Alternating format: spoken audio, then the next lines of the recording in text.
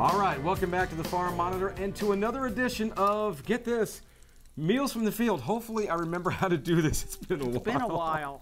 Again, welcome back, everybody. Good to As see you, always, Ray. joined by my good friend and partner in crime, Marcia Crowley, and I say I hope we remember how to do this because I haven't seen you since November. We had to cancel last month. We had to cancel last month because of the weather, and I do want to say, by the way, we still had a Meals from the Field last week, and we ran some of our favorite Super Bowl recipes, and the chicken cups, phenomenal. We had people writing in, they forgot about that recipe, big hit, so thank you very much for the chicken recipe. That's one of the best. And yeah, the chicken cups are definitely one of my favorites, and I think you were going to like this month's recipes, one of which, and don't laugh, is pizza soup. This was my idea, by the way. I called Marcia, I said, we have to do pizza soup. What does pizza have to do with Meals from the Field? Well, think about it. Peppers, onions, tomatoes, garlic. So it's all agriculture related. Sausage, exactly. So there's a lot of things involved there. But let's talk about the pizza soup. I know there's a lot of recipes out there. You actually came up with your own recipe. So talk about that. All right, this is a pound of sweet Italian sausage that I've browned. And if it's got a lot of grease in it, you might want to drain it, but this looks okay.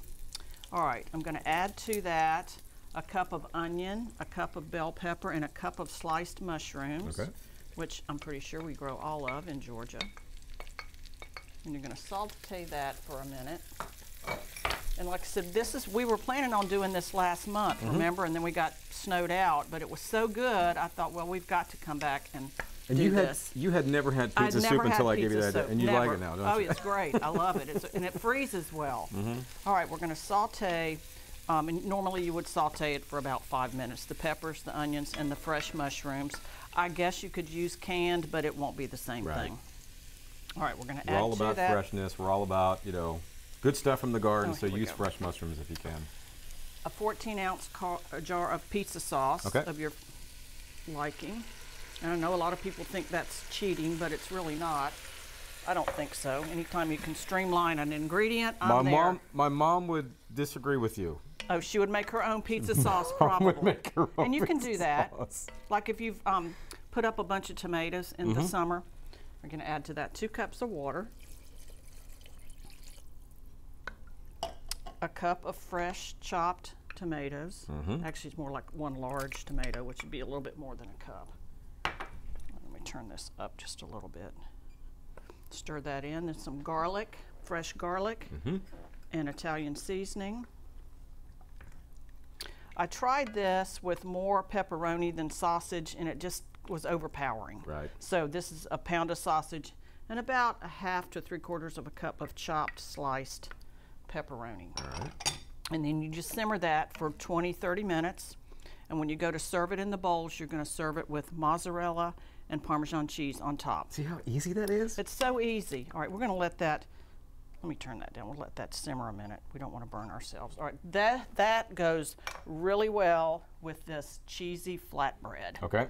And this is a store-bought refrigerated pizza crust. You need to either lightly grease a pizza pan or parchment paper. This pizza crust actually came with the parchment paper. You want to try to throw it up and spin it for you? Yeah, sure. Why don't you do that? I tried that, true story, I tried that one time at home and it went everywhere. I would never try that. It would be a mess. My lovely wife said I am barred from doing that ever again. So. Smart lady. Yes.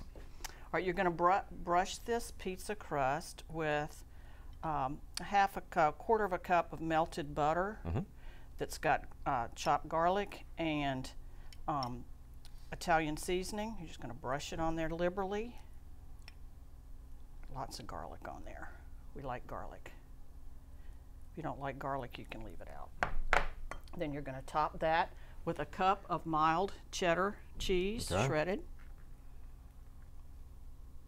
And this tastes just like the cheesy bread that you would order from a delivery pizza company, except it's so easy and cheap. And it's homemade. And it's homemade.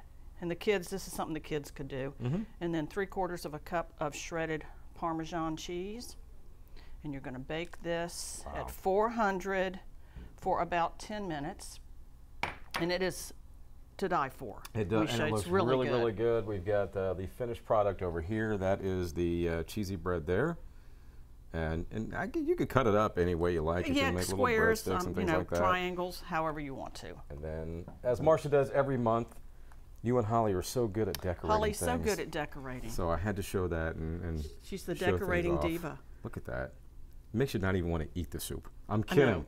I'm going to devour that. I don't think we'll have a problem with that. Seriously. And again, the stuff is really easy to make. Very easy. And it sits well, like you said. It lasts. You can put it in the refrigerator for a couple days as well. I've frozen it. It freezes great. So if if there's any left by chance, you can stick it in the freezer. And folks, as always, you can make these recipes at home. Very simple. Want to send you to our new website, farm-monitor.com. You'll find the recipes there. Click on the recipe tab.